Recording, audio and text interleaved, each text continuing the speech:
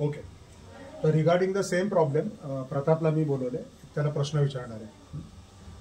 तुम्ही पण ऐका, बाकीचे सर्व जे 10th स्टँडर्ड स्टुडंट्स बघतायत व्हिडिओ.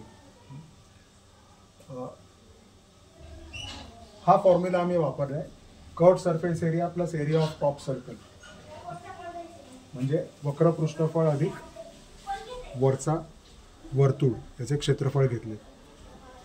आता ॲक्च्युअल सिलेंडर जो असतो वृत्तचित्ती, त्याचा फॉर्म्युला TSA टोटल सरफेस एरियाचा फॉर्म्युला आहे 2πr × r+h.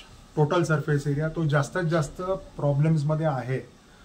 पण मला तुझा प्रश्न आहे की टोटल सरफेस एरिया म्हणजे सिलेंडरचा टोटल सरफेस एरिया आहे सबंध एरिया, तर हा न वापरता हा का वापरलाय, म्हणजे चूक कुठे होणार नाही हे सांग, कुठे न व्हायला नको. हा बोल, तिथे बघून बोल.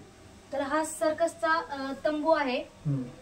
तर यामध्ये आपण वृत्तचित्तीचे वक्र पृष्ठफळ आणि वरच्या बाजूचे वर्तुळाचे क्षेत्रफळ हे दोनच घेतलेले आहेत. कारण खालचा जो सरफेस आहे, तर या ठिकाणी सर्कससाठी लागणाऱ्या खुर्च्या असतात, तर तो सरफेस आपण इथे घेतलेला नाही, त्यामुळे आपण हे सूत्र वापरलेले. थोडक्यात म्हणजे खाली क्लॉथ नाहीये, सर्कसच्या टेंटला खाली क्लॉथ कधी नसतं, तिथे खुर्च्या बसायला जागा, प्लेस इज रिक्वायर्ड. ओके, तर इथे क्लॉथ नाहीये म्हणून हा फॉर्म्युला वापरायचा नाही. तर इथे सिली मिस्टेक होते मुलांची.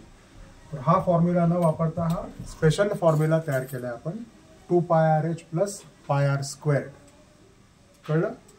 तर हे all of this please remember this points because these are important, right? ठीक आहे, तर आजचं स्पेशल उदाहरण आहे. थँक्यू.